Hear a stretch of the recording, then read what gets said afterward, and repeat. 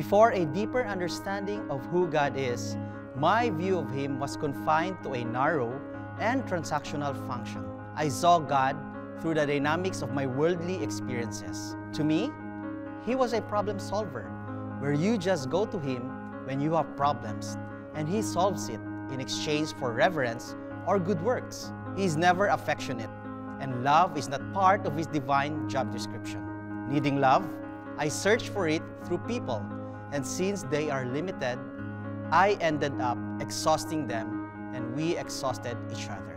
It was only through knowing Him, through His Word, and my experiences that revealed a much richer and profound understanding of how unlimited God is.